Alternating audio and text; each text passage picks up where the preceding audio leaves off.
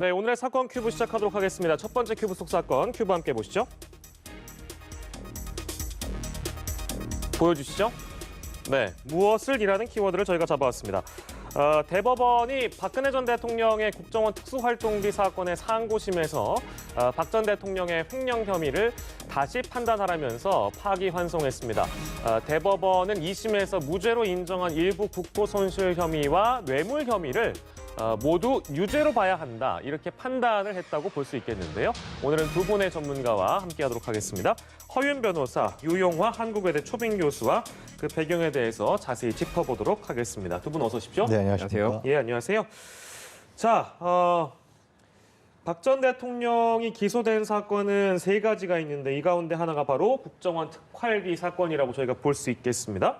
근데 오늘 대법원에서 이거 다시 판단해라, 이렇게 고법에 돌려보냈잖아요. 일단 그 배경을 좀 저희가 짚어볼까요? 일단 그 국정원 특활비가 뭔지를 먼저 살펴봐야 될 것 같은데요. 국정원 특활비라는 것은 국정원이 국가 안보라던가 이런 특정한 명목에서 지출하는 돈인데요. 이것을 그 명목에 지출하지 않고 일종의 청와대에 상납을 했다. 이렇게 해서 문제가 된 사건입니다. 이 사건은 박 전 대통령이 문고리 3인방을 통해서 이들과 공모했다라고 나와 있는데요. 전 국정원장 3명으로부터 35억 원을 받았다는 혐의로 이제 기소가 된 겁니다. 그런데 1심에서는 33억 원이 국고손실로 인정이 됐고요. 반면에 2억 원은 무죄가 났습니다. 이 부분은 이제 뇌물과 관련된 부분이고요. 2심에서는 33억 중에 27억만 국고손실로 인정이 됐고요. 남재준 전 원장이 준 돈 6억 원은 그 성격이 아니라 횡령으로 봐야 된다라는 취지였고요. 2심은 역시 무죄로, 그 2억 원은 역시 무죄로 선고가 된 사안입니다. 각각 좀 나눠서 저희가 볼 필요가 있을 것 같고, 여기 이제 등장하는 쟁점이 있습니다. 아까 김수광 기자를 연결해 저희가 좀 정리해 본 내용인데요. 국정원장은 회계 관계 직원으로 볼 수 있다 없다, 이 부분에 대한 쟁점이었습니다. 이게 어떤 개념인지 좀 정리해 주시겠어요? 그렇습니다. 이제 쟁점이 된 게 1심과 2심 대법원에서도 다 이게 쟁점이 됐었는데요. 회계 관계 직원이라는 것은 예를 들면 뭐 기조실장처럼 예산을 직접 행사를 하는 사람을 의미를 합니다. 그런데 1심에서는 국정원장이 적어도 직접적으로 예산을 다루지는 않지만 간접적으로 이것을 다룬다라고 판단을 했고요. 반면에 항소심에서는 회계관계 직원이 아니다라고 판단을 한 겁니다. 뭐 다만 이제 항소심에서 기조실장과 전 국정원장 2명이 공모를 했다라는 점이 인정이 돼서 국고손실 33억 원 부분 중 27억 원은 인정한 그런 사안입니다. 회계관계 직원, 이거 이제 좀 법률에 의거해서 보면 국정원장을 과연 회계관계 직원으로 볼 수 있겠는가 없겠는가에 대한 부분인데, 아까 저희가 이제 그림을 좀 보여드렸는데요. 다시 한번 정리해드리면 1심과 2심의 어떤 이 내용이 좀 다르다. 이 회계관계 직원이라고 국정원장이 여겨질 수 있는가에 대한 부분이 쟁점이었다. 아까 허윤 변호사께서 정리를 해주셨는데, 다시 한번 저희가 정리를 하자면, 그러니까 대법에서는 국정원장이 회계관계 직원에 해당한다, 이렇게 본 거라고 보면 되겠죠? 그렇습니다. 뭐 좀 더 구체적으로 설명을 드리면 이제 액수로 좀 설명을 드리겠습니다. 전체적으로 검찰이 지금 기소를 제기한 게 남재준 원장 6억, 이병기 8억, 이병호 19억입니다. 이 세 개를 합하면 33억이 되거든요. 1심에서는 이 33억이 모두 특활비로 인정이 돼서 국고손실죄가 적용이 된 겁니다. 하지만 2심에서는 남재준 원장의 6억, 이 부분은 국고손실이 아니라고 판단을 했습니다. 횡령 쪽으로 빠졌는데요. 이게 왜냐하면 회계관계 직원인 기조실장과 공모하지 않았다. 남재준 원장은 공모하지 않았기 때문에 6억을 국고손실로 처리하는 거는 어렵다라는 거고요. 이병기나 이병호 같은 경우에는 회계관계 직원인 기조실장과 공모를 했기 때문에 이 금액 27억은 특활비로 인정을 할 수가 있다. 그래서 국고손실죄가 적용이 된다라는 취지입니다. 그러니까 회계관계 직원이 아니라고 보면 국고손실죄가 적용될 수 없는 그런 논리가 있었던 것이고, 대법은 그걸 달리 본 것이고요. 또 사람마다 다르고요. 그렇죠.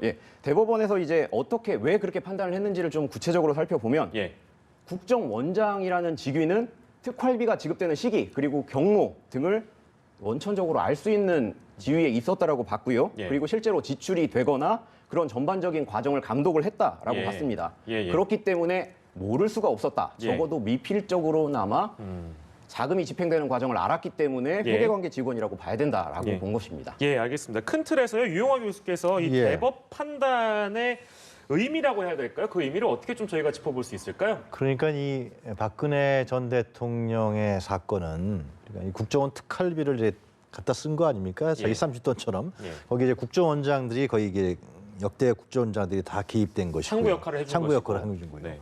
결국은 뭐냐면 과거에 그러니까 이 권위주의 정권 시절에 사실상 그 당시에는 국정원이 아니었죠. 중정이었죠. 예. 중정돈을 사실상 통치자금으로 많이 썼단 말이죠. 야당에도 주고 그리고 이제 뭐 유력 인사들도 쓰고 뭐 그런 부분들에 대한 개념이 아직도 남아 있었던 거 아니냐 저는 생각이 들어요. 예. 그러니까 국정원 돈은 대통령 돈이다. 예. 예를 들면은 그러니까 그 문제 관련해서 내가 이제 마음대로 써도 되는 거 아니냐 이러한 인식이 있었기 때문에 이제 문제가 발생한 것이고요. 지금 예. 오늘 대법원 판결은 이제 그것이 국고손실죄냐 아니면 이제 회계 부분에 관련이 있느냐 없느냐 부분에 따라서 형량이라든가 죄의 적용 부분이 다르다 이렇게 예. 이제 판결을 내린 거고요. 실질적인 것은 이제 그러한 국정원 특활비를 마치 쌈짓돈처럼 썼던 이 예. 문제의 핵심이 있었던 것이죠. 예. 예, 예. 그 저희가 아까 잠깐 짧게 단신으로 전해드린 내용도 있었는데 문고리 3인방 이 사람들도 국정원에서 특수활동비 상납받는데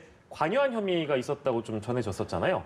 네네. 그러니까 고혁 씨도. 박근혜 전 대통령의 그 당시에 기억을 하시면 그 당시에 어떤 시스템이라는 것이 예. 장관도 있고 차관도 있고 뭐 청와대도요 다 수석이 있고 비서관이 다 있잖아요. 다 역할이 예. 있잖아요. 예. 그러나 이제 문고리 3인방이 다시 나오는 것을 보면은 결국은 이 박근혜라는 인물의 비선 조직, 뭐 예. 최순실이 있었습니다만은 네. 사실상 문고리 3인방도 비선이란 말이죠. 이 비선 조직에 의해서 실질적으로 모든 게 다 이루어졌다는 것이 그 당시에 이제 나왔던 얘기고 지금도 그 때문에 재판을 받는 것이죠. 예. 국정원 특활비도 마찬가지로 결국 문고리 3인방과 또 직접적 연관이 있는 것이죠. 예. 주면 가서 받아오고 예를 들면 쓰고 이런 부분들이 결국은 있었다는 것인데 결국은 이제 비선 실세 최순실 사건이지만은 결국 다시 한번 우리가 볼 수 있는 것은 이 국가 운영의 시스템이 다 있는데 예. 그 시스템을 완전 무시하고 실질적으로 박근혜라는 인물 그리고 사적인 어떤 권력에 인해서 권력을 사적으로 이용하는 이런 부분들 속에서 운영됐다.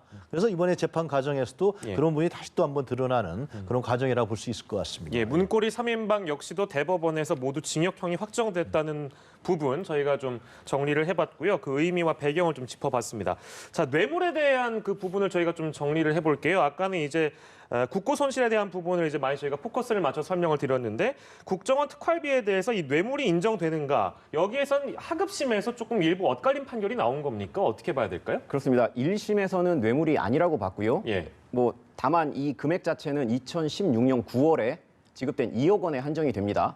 이 부분이 뇌물이 아니라고 봤고 항소심에서도 뇌물이 아니라고 봤습니다. 예. 하지만 대법원 판결은 조금 달랐는데요. 네.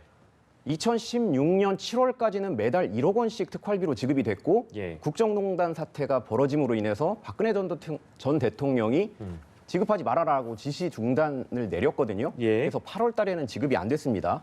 그런데 2016년 9월에 당시 국정원장인 이병호 전 국정원장이 자발적으로 2억 원을 청와대에 건넸습니다. 예. 이 2억 원이라는 돈은 그동안 통상적으로 건네었던 1억 원에 비해서는 많은 돈이고요. 예. 그렇기 때문에 이 2억 원이라는 돈을 이의 없이 받은 박 전 대통령은 이 금원의 성격이 특활비와는 다르다. 예. 그리고 그 특활비하고 다르다는 점을 미필적으로나마 인식하고 있었다라고 대법원은 이제 판단을 한 겁니다. 그리고 이 이병호 전 국정원장과 박근혜 전 대통령 간의 관계도 뭐 예. 사적으로 돈을 이렇게 건네줄 만큼 친밀한 관계도 아니었다라고 예. 보면서 이게 직무 관련성, 대가성이 있는 뇌물로 봐야 된다라는 취지로 파기환송을 한 것입니다. 즉 이병호의 2억은 그러니까 성격이 다르다 이렇게 성격이 다르다라고 판단을 한 겁니다. 판단을 한 거군요. 알겠습니다. 자, 그러면 그냥 상식적으로 이렇게 파기환송이 돼서 무죄가 유죄로 된 부분이 있잖아요, 유 교수님. 그러면 형량이 높아진다 이렇게 우리가 좀 전망할 수도 있는 부분 아니겠습니까? 그래서 워낙 근데 박근혜 전 대통령이 지금 형을 예. 받는 게 많습니다. 예, 예, 예. 많기 때문에 어느 정도 더 높아질지 봐야겠지만 지금 오늘 대법원 판결을 봤을 때 이걸 뇌물로 봐야 된다는 또 측면이 있었기 때문에 예. 뇌물죄는 또 상당히 형량이 높지 않습니까? 어느 정도 플러스 알파가 될지는 모르겠지만은 예. 일단 박근혜 전 대통령의 어떤 그 범죄 혐의가 법원에서 판결이 더욱더 그 무거운 부분으로 가는 거 아니냐 우리가 예. 그렇게 볼 수 있을 것 같습니다. 예, 네. 조금 플러스 알파에 대한 부분, 그거를 저희가 좀 전망을 해볼까요? 얼마나 간단하게 조금 구체적으로 설명을 좀 드리면 예, 일단 1심에서는 특가법상 국고손실이 인정이 됐습니다. 네. 그래서 6년이 나왔거든요. 예, 근데 2심에서는 27억만 인정이 되고 6억은 빠졌습니다. 예. 그래서 형량이 5년으로 이제 줄어든 거고요. 예. 대법원에서 이 부분이 잘못됐으니까 다시 판단해라고 돌려보냈기 때문에 아마 33억이 인정이 되면서 6억, 그러니까 6년이라고 선고된 1심 형량이 그대로 따라갈 가능성이 높고요. 예. 그리고 1심, 2심에서 지금 무죄가 나왔던 2억 원 부분이 예. 대법원에서 지금 파기환송이 됐는데 예. 사실 이 뇌물이라는 부분은 특가법상 뇌물죄에 해당이 되고요. 예. 이 경우에는 1억 원 이상의 뇌물을 수수한 경우에는 무기징역 또는 10년 이상의 징역형에 처해질 수가 있습니다. 어떻게 예. 보면은 예. 특가법상 국고손실죄보다 더 높게 처벌을 받을 수도 있는 거거든요. 예. 그래서 이렇게 두 가지 죄가 경합이 돼서 파기환송심에서 판단이 될 경우에는 예. 뭐 그 말씀을 드리면 경합범이 되는 거고요. 예. 가장 중한 죄의 2분의 1 정도를 가중을 할 수가 있습니다.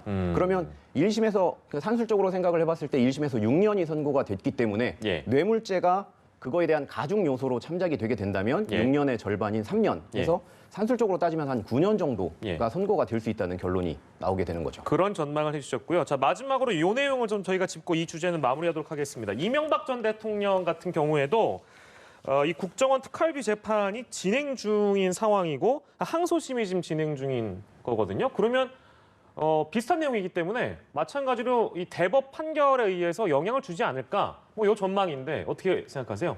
일단 이명박 전 대통령은 유죄 선고를 받았습니다. 예, 예. 그래서 아마도 박근혜 대통령의 2심 선고를 보면서 예. 나도 이 부분이 좀 감해지지 않을까라는 기대를 품었을 수도 있는데 이 부분이 이제 물거품이 됐다. 반대로 이제 그렇습니다. 예. 예, 그렇게 말씀을 드릴 수가 있고요. 예.